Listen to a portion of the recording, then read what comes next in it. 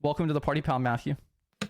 Hello, it's great to be here. Hope everyone's having a great day today. Today we're going to talk about emergency responses, the frameworks that go into them, and what the general recommendations are. And it's a Perfect. pretty broad term. So, emergency responses, we're talking about everything from a medical emergency at a work site to a weather storm that becomes extremely severe where you guys have to hunker down and go to storm shelters and stuff like that. And different things you can make the process run a lot smoother in a work environment. Sounds like risk reduction. And again, just another reminder: drop your guys' questions in chat, and then after this presentation, we'll open the stage and do Q&A as well. I'll hand it over to you. Thank you for your time. It's a pleasure being here. So, what is an emergency response? So, emergency response is any type of emergency situation, whether that be a fire in the building or a medical emergency or security threats like a unwanted person on the premises, active shooter, stuff like that, or something like a operational error like a hazardous spill. Uh, we have to account for those things in the workplace and make sure that we have proper procedures in place to be able to protect not just ourselves, but also the public, especially when we get to the hazardous spills section and the fires and explosions and all of that. It can affect not just the work environment, but it can affect the outside environment, the wildlife. If your factory or work sites in a town, it can affect the local residents, and you want to keep all of those people on good sides with you. So, one of the things we do is disaster management. So, we take proper actions to mitigate any type of hazard. This could be something as simple as having fire extinguishers all throughout your facility. So, if a fire does break out, you're able to quickly extinguish it and not have to involve potentially authorities or not have to evacuate the building as much and maybe just have to evacuate a section because that fire can be contained. Having the being prepared and having a plan in place for any different emergency that may go on. One common thing for preparing is having first respond teams.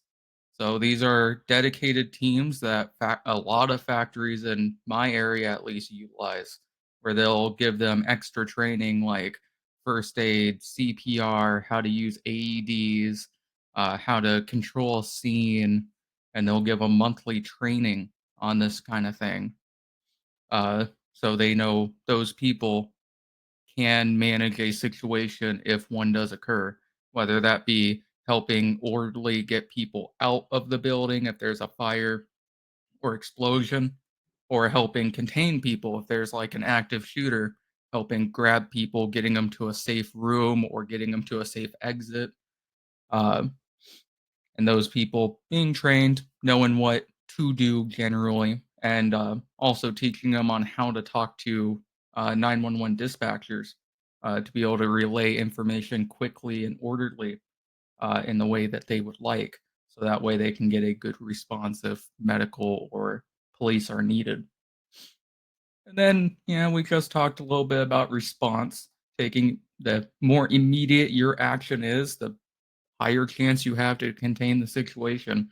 If fire breaks out and you take 25, 30 seconds to respond to that fire, there's a chance that fire may go out of control and you might need the fire department. And if we can control it without the use of first responders, that that is ideal. And obviously, you still may end up calling the fire department to check the building, clear the scene, get their okay on it. But ideally, we don't want them to have to run in and go into a dangerous situation if we're able to control it. And another thing we should plan for is the recovery afterwards. A lot of people forget about this step of they put so much planning into how to be ready for the situation, what to do. They have all these checklists and they have all their people trained, but they don't have any planning for afterwards. Like how do we allow admittance back into the building? How do we continue our work? Are we going to, if there is an active shooter, like, are we sending people home? Or if there's no fatalities, are people going back to work in that situation? Or if there is a fire and possible damage to the building, what are we going to do?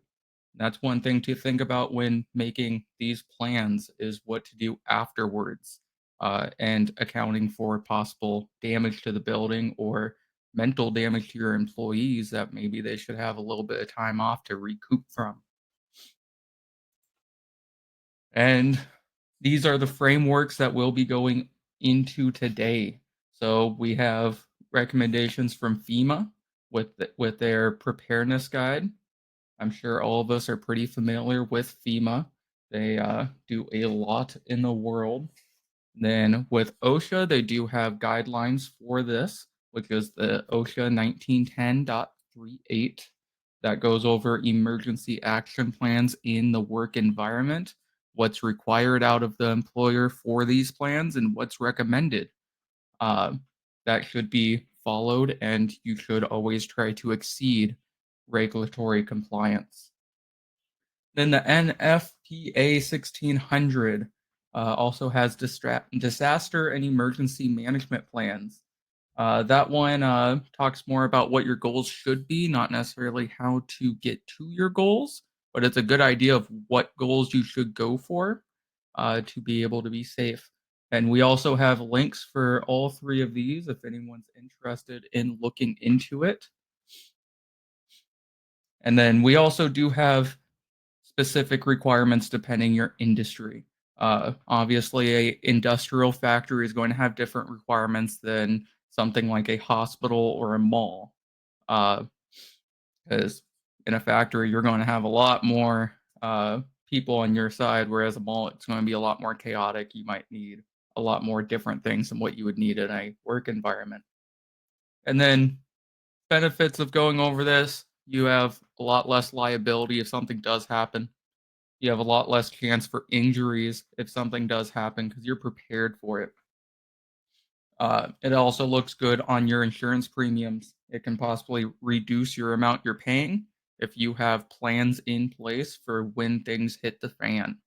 Uh, and you can go over that with insurance companies to be able to determine what type of discount it is. But it's a good chance they will offer you a discount for that.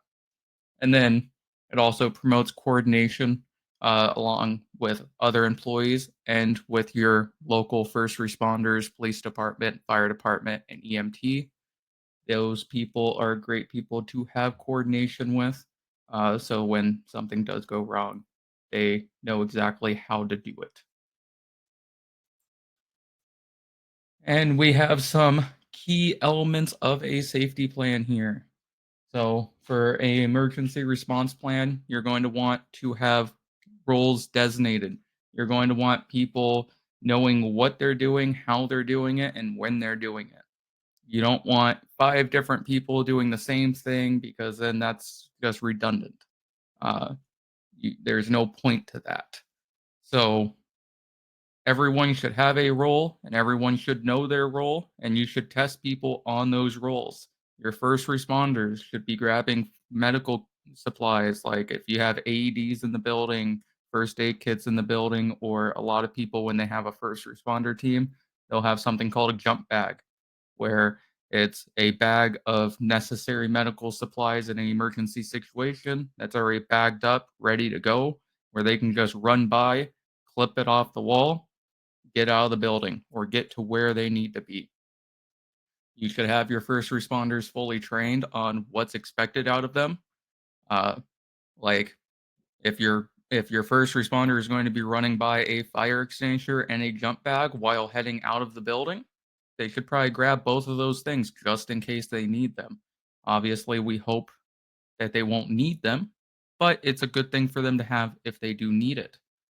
Uh, even if it's a fire, for example, and everyone gets out of the building safely, there might have been someone that tripped and got a cut on themselves.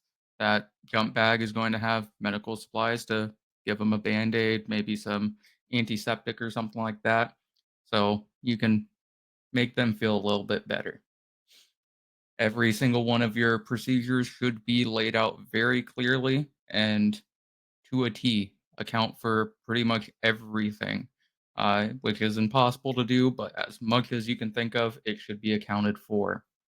You should also have other things like supervisors should know what they should do, account for their team members. Everyone should have good communication also. You should also have someone designated to call 911. You don't want 15 different people calling 911 and giving them all a different story. You have one person designated to call 911 who will be there on site to be able to relay information, whether there's people stuck in the building or injuries or what door they should go through, everything they need. If there's a hazardous spill, what spill happened, if there's anything that could be done, such as if there's someone stuck in a specific room and you know it, that person should relay it. We shouldn't have multiple people contacting emergency services because then it makes them all confused. Then having people coordinate with first responders when they get there. That should be a different person for every single one of these roles because we don't want to overload anyone. And every single one of these people should also have a checklist with them. It's very common where they'll have it on like a Google Drive, for example, and give access to everyone who's a first responder or instant commander or whatever their role is, where they can quickly just open up the Google Drive, click on that checklist, and they can go through that checklist real quick. Because in the heat of the moment, they may forget a step.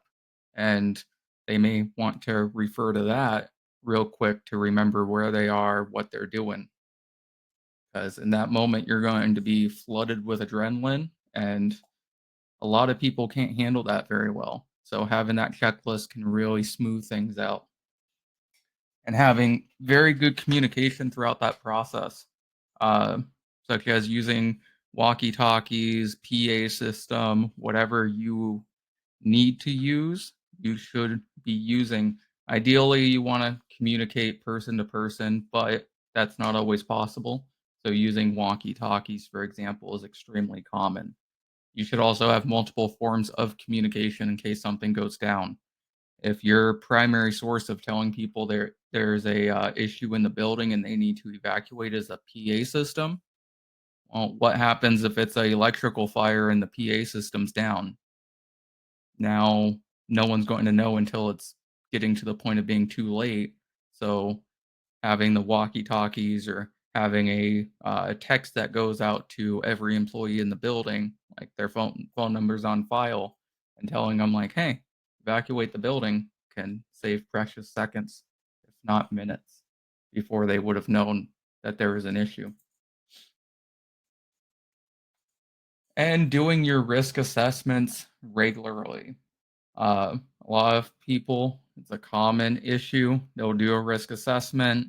They'll 4 or 5 months down the road, they'll add a new part of machinery or they'll add a new section to the factory, and they forget to redo the risk assessment, which can be really bad if you have a emergency route that goes straight by a specific area. And let's say that's the main emergency route that everyone gets trained on and uses frequently in drills.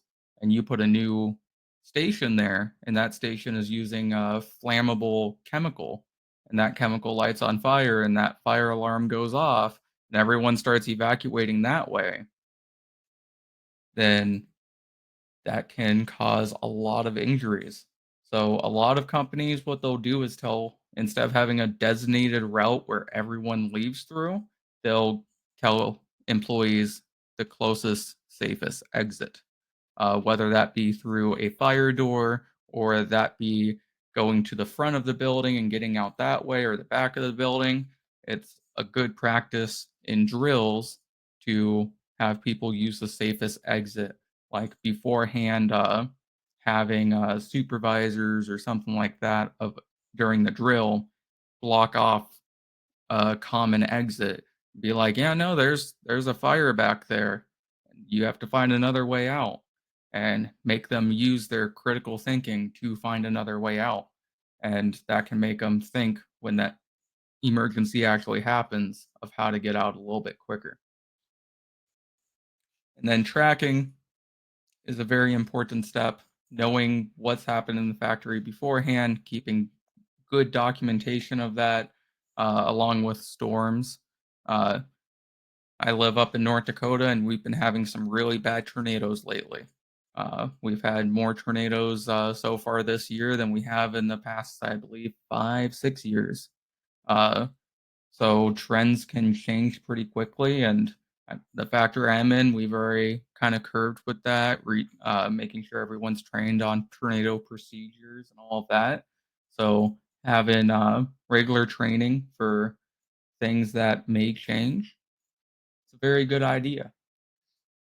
And keeping in mind of factory specific things, like what chemicals you use, the equipment you have in your building, and the possibility for fires and where those fires may set off, along with medical emergencies. If you have a station in a specific part of the factory that has a high risk for a medical crisis, maybe having that station closer to a exit door or bay door that you can get a gurney through is a better idea than having it in the back of a factory. Because then, if something does happen, at least emergency services will be able to get the person out in a timely manner and get them to medical assistance. So for documentation, we talked already a bit about written plans and checklists. I recommend having them electronically also, so you can share it with your people easily. If you just have them written and throughout the floor, things get lost, things get forgotten when they're written and you have to remember to grab them. So everyone these days has phones. Everyone these days knows how to use phones for the most part, especially us younger generation people. So it's not too complicated to pull up a like Google Drive folder and stuff like that. So having them on there, you can have the written plans out on the floors, but having multiple forms of it is always a great idea. So no one can forget. And even if someone does forget, you can pull it up on someone else's phone who's also a first responder. Having up-to-date contact lists, and this is not just for your employees, having up-to-date contact lists for the hospitals nearby, the police department nearby, non-emergency numbers and emergency numbers, so that way you can easily contact these people if there's an emergency present. Uh, there are emergencies out there that don't necessarily warrant 911. So having that non-emergency number can really benefit that, or having a direct line to the ambulance, and that comes with cooperation with your local first responders too. People maybe hosting a event, getting that collaboration going on. First responders should also play a role in helping you plan your uh, emergency response plans. Uh, They should have a key role in it, like be given keys to the building, for example. Like if your factory is shut down for the weekend and a fire breaks out in it and they don't have a key to the building, you'd prefer them not to bust down the door. So giving them a key so they can easily get in and make sure that the situation's under control is a great idea. I know I've talked with some of the local first responders here in my town, and we do that with them. And they're very gracious of it because it can really help make a situation go a lot easier because they prefer not busting down doors too. And having very, very well documentation and storing that documentation. So that way you can look back on it and go like, oh, yeah, out of everywhere in the factory, this particular area has had this amount of incidences that we've had to evacuate for. Maybe we can look into mitigating that issue or try to curb it in some way.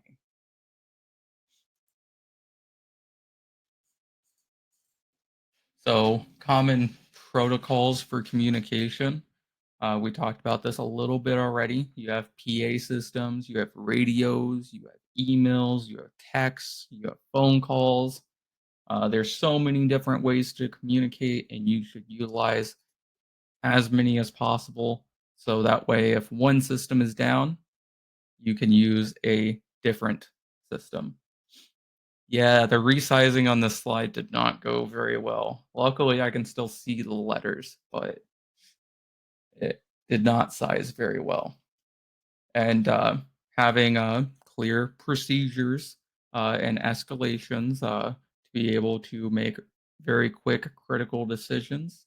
And that comes with proper training to majority of people do the monthly refreshers for their first responders team. And they'll take a different topic every single month to make sure they're refreshed on it.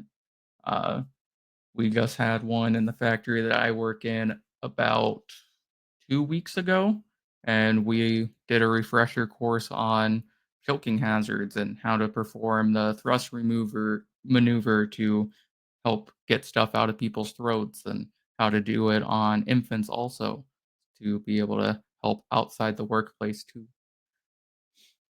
Uh,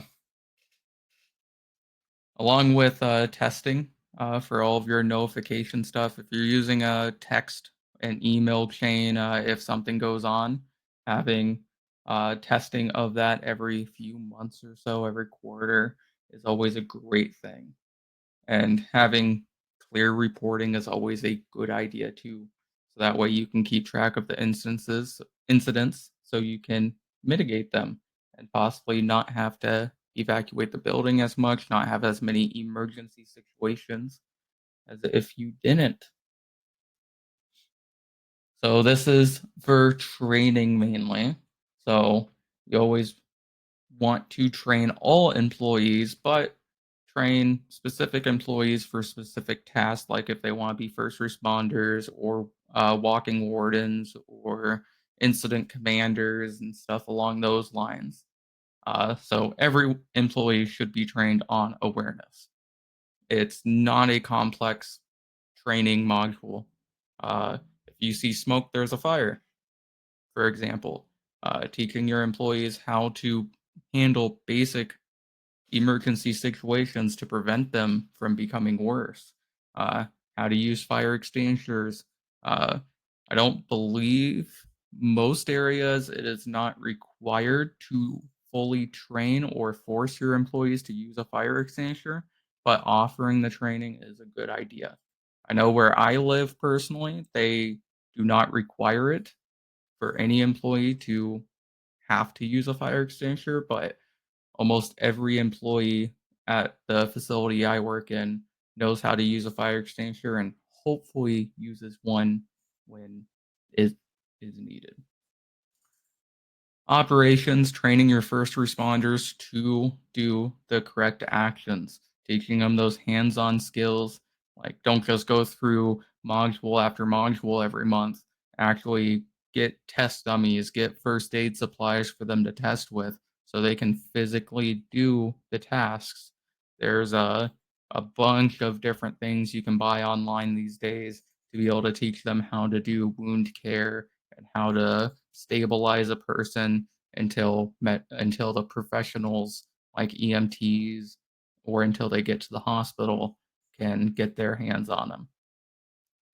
Then having specialists, like if you have chemicals, for example, that are oxidizing or very harmful to humans in general, or can combust, having hazmat teams, people who are trained to deal with those chemicals and stop the outbreak from spreading, having those people trained and trained regularly is a great idea if you have any of those things in your factory.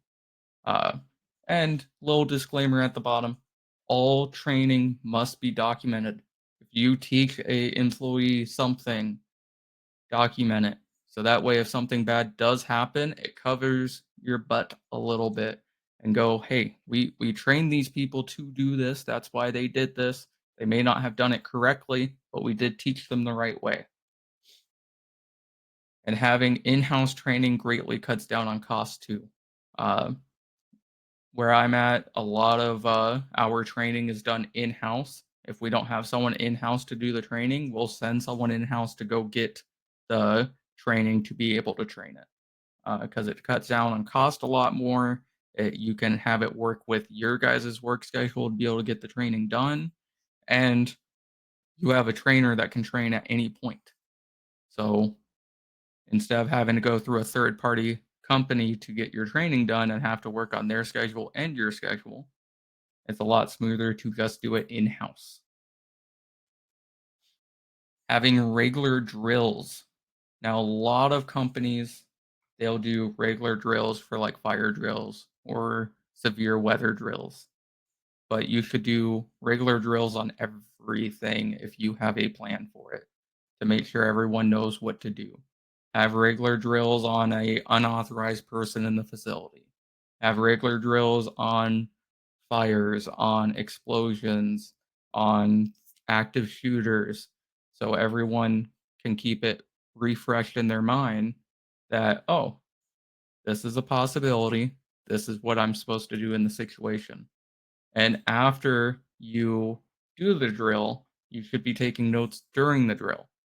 So after you do the drill, you can look back on the drill and go, okay, we did these things right. We need improvement on these things, and talk to those employees that need improvements. Don't just go up to your staff after the drill and go, you guys did a great job. I'm proud of you. Critique them and tell them, like, you guys did great, but you guys could work on this or this or this. So that way we can work on continuous improvement, and it helps us not get into a loop of just this is what we do. And these drills can also really point out if there's a issue in your plan too. Like the fire drills, for example. If your mustard stations are too close to the building, or people don't know where to go during a drill, it can point out those little tiny basic things that you wouldn't know until an emergency happens, that people don't know what to do. So compliance and common pitfalls. So we've talked briefly throughout this slide about common issues that present themselves when making emergency plans. And as long as you follow the proper framework for this stuff, you should never run into these issues. But as humans, we tend to be very compliant. So these are common issues that we should keep in mind when we are doing this. So having outdated emergency contact information. It's not that hard to send out a notice to your employees every quarter or twice a year or something like that, and tell them, like, hey, make sure your emergency contact information is up to date.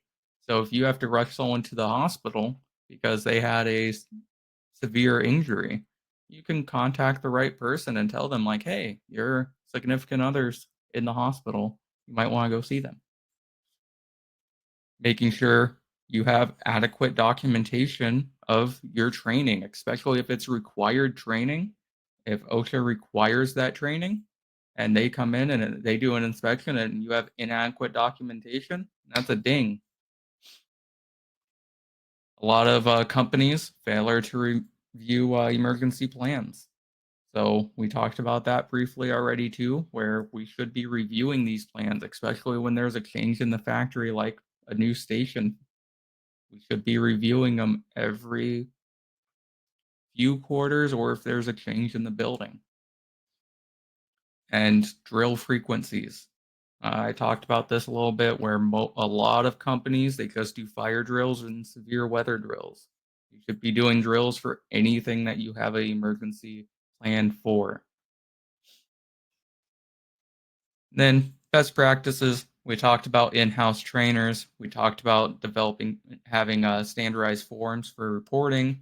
We talked about doing self-audits slightly, where you do your drills and you write down everything going on in the drill so you can critique yourself and your employees on how you guys can do better and managing digital and physical copies of the plans so that way you can easily get those plans wherever you are and review all of that stuff very frequently.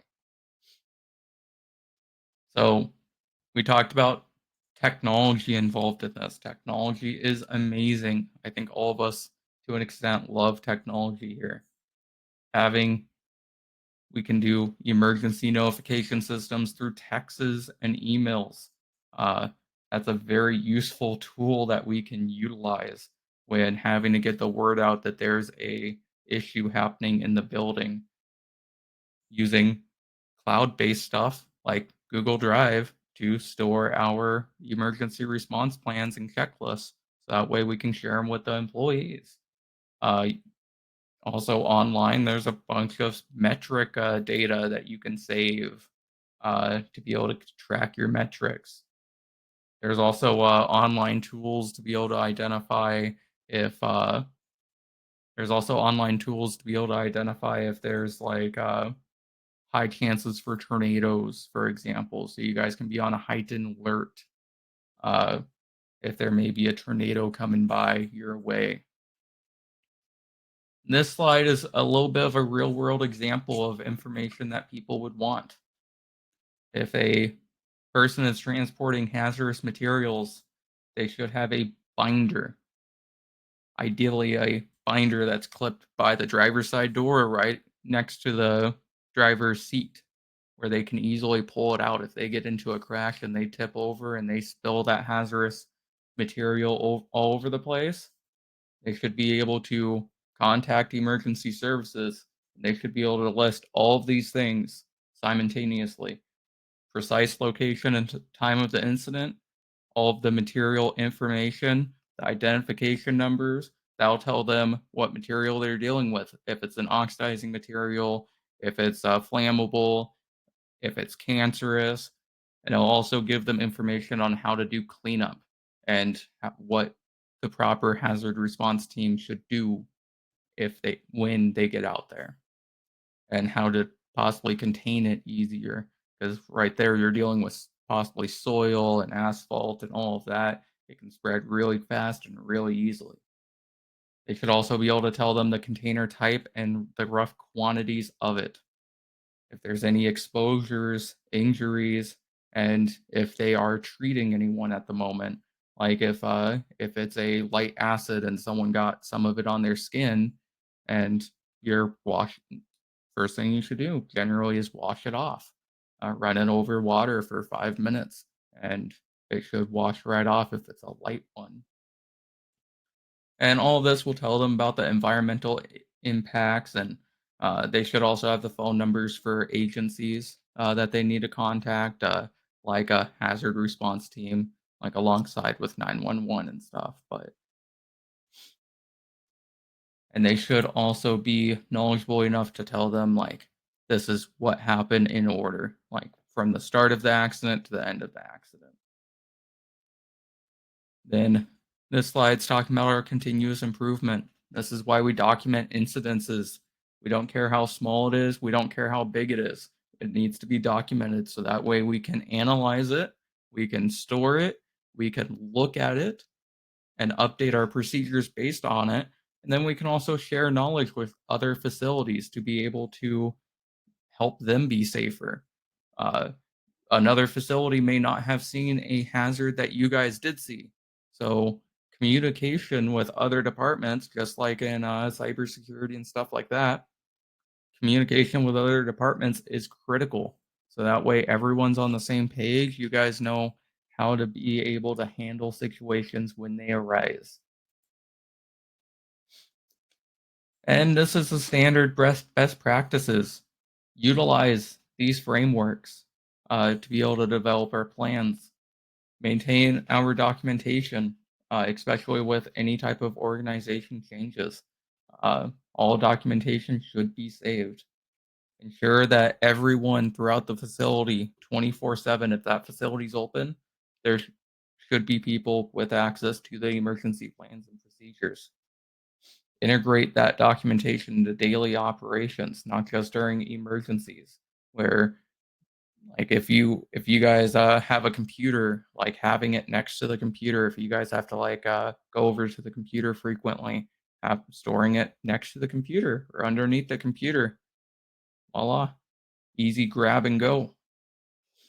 And then establish clear responsibility for people who need to have responsibilities during this, like our first responders, our floor wardens, all of that fun stuff. They should have accountability if they do something wrong.